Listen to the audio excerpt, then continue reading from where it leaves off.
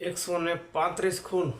हाँ मित्रों, તમે જે ફોટો જોઈ રહ્યા છો એ વ્યક્તિ ઉપર 135 લોકોના મોતનો આરોપી છે, આરોપ લાગે છે અને એણે 400 દિવસની જેલ પણ કાપેલી છે। તો આ વ્યક્તિ બરોબર, એ વ્યક્તિએ 135 લોકોના ખૂન કરેલા છે, એનો જવાબદાર છે, એનો આરોપી। તો આ કોણ છે?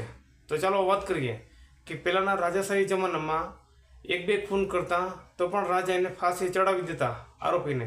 પણ આ વ્યક્તિએ અત્યારે નમાલી સરકારમાં આ વ્યક્તિ 135 મોતનો જવાબદાર છે, છતાં એને કોર્ટમાંથી જામીન મળી જાય છે। બોલો કેવી વાત છે!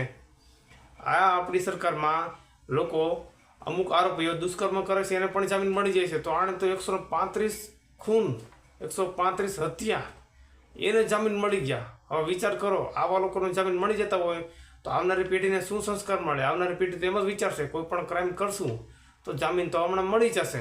તો આ વ્યક્તિ છે જયસુખ પટેલ, જેનું નામ છે જયસુખ પટેલ। તમને ખબર હોય તો 2 વર્ષ પહેલાં મોરબીમાં ઝૂલતો પુલ તૂટ્યો હતો, મોરબીમાં ઝૂલતો પુલ તૂટ્યો હતો, જેનો મુખ્ય આરોપી છે જયસુખ પટેલ। એ મોરબી ઝૂલતા પુલમાં દિવાળીની રજામાં 135 લોકો ઝૂલતા પુલ ઉપર હતા અને એમાં એ ઝૂલતો પુલ તૂટ્યો અને 135 લોકો મોતના મુખમાં વયા ગયા હતા।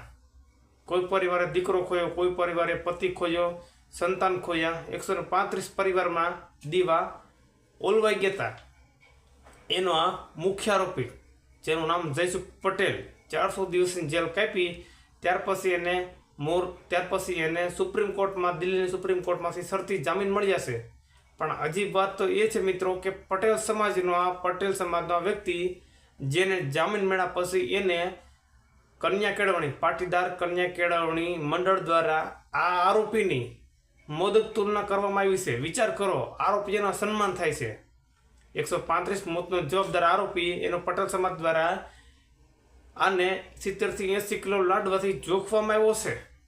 તો આ જે પરિવારના દીકરા બધા વયા ગયા, લોકો મરી ગયા, એ લોકોને તો પડ્યા પર પાટું જેવી સ્થિતિ સર્જાઈ છે। વિચાર કરો, તો આ સમાજને શું એટલી ખબર નહીં હોય કે 135 મોતનો આરોપી છે તો આપણે એનું સન્માન ના કરાય? જે લોકોએ હજી પોતાના સંતાન, પોતાના દીકરા ખોયા છે એને ન્યાય પણ નથી મળ્યો, અને આવા 135 મોતના જવાબદાર જે આરોપીઓ છે એ અત્યારે ખુલ્લેઆમ બજારમાં ફરી રહ્યા છે। તો તમે કમેન્ટ કરજો કે આવા આરોપીઓને શું સજા થવી જોઈએ।